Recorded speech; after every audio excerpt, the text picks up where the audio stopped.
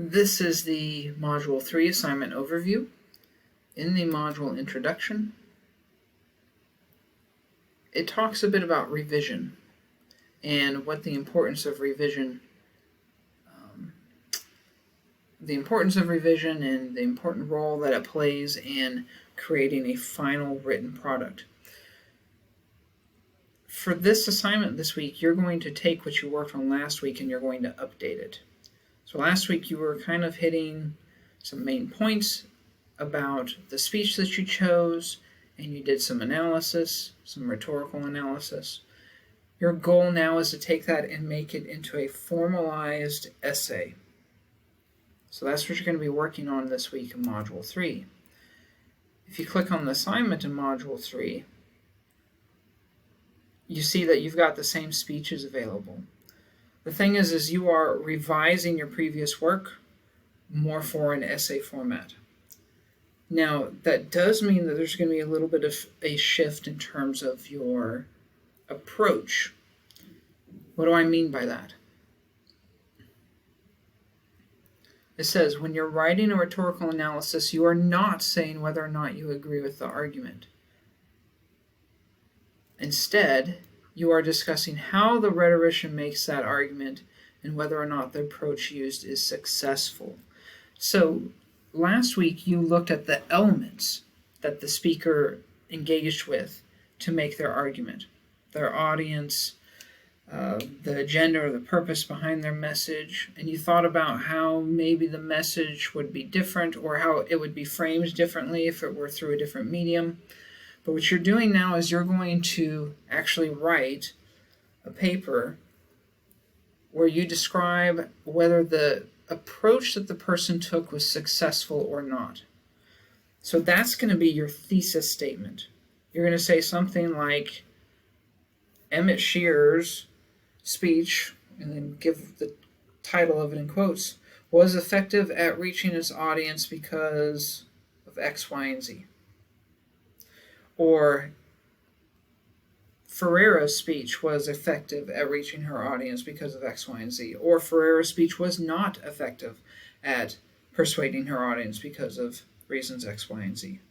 Okay, so you're going to have an introduction in which you summarize some of those main ideas of the speech. That should be easy. You already wrote on that and you've read it, right? So you summarize the main ideas of the speech, and then you have your thesis statement, which will clearly state whether that person was successful in persuading their audience for 3 reasons. I'm going to give you those 3 reasons in a second. So, in the grading criteria, your final essay must be at least 700 to 750 words in length in an MLA format. It should include a specific thesis statement that makes a quality judgment on whether or not the chosen speech is effective at achieving its purpose. Okay? So you've already tried to identify its purpose last week. Now this time you're going to make a judgment. Is the speech effective at achieving its purpose? Yes or no? And you have to argue for one side. Okay? Now, that thesis statement that I mentioned, I said that you were going to argue essentially for 3 things. It could kind of be broken into 4. But what you're going to do after you have your introduction with a thesis statement about whether it's effective or not is give a discussion of the intended audience. You've already looked into this. This part should be easy, right? Summarize first, thesis statement, and a discussion of the intended audience. And you did this past week already. Now you're going to have a new paragraph, though, in which you discuss the speaker's credibility or the ethos. Okay, how does the speaker indicate experience or expertise on the subject at hand? Cite specific details from the speech to support your claims. This is where you're going to have in-text citations, right? And also you're going to make sure that you have your works cited page at the bottom, but you've got to quote or to refer to specific ideas from the speech to support what you're saying. So you want to be able to find specific ideas that show how the speaker indicates their experience or expertise. In the next paragraph, and you could break this into 2 if you wanted, a discussion of the strategies used in the speech meant to strengthen the speaker's message.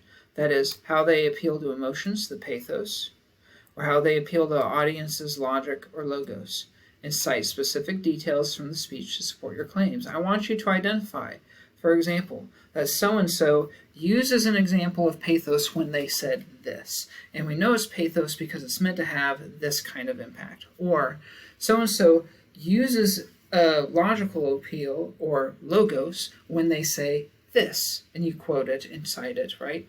And explain how that's used. So I'm looking for specific examples again.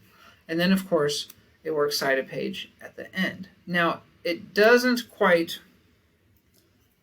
The person who created this left out a concluding paragraph where you would kind of wrap things up, but that would probably be the best thing to do. So we're looking at an intro that has a thesis statement, a paragraph about the audience, a paragraph about the speaker's credibility, and a paragraph about how they use pathos and logos in their speech with some examples, and then wrap it up with a conclusion. Okay, 700 to 750 words in MLA format, and then you'll upload your document for me to review. If you have any questions, send me an email. Thanks.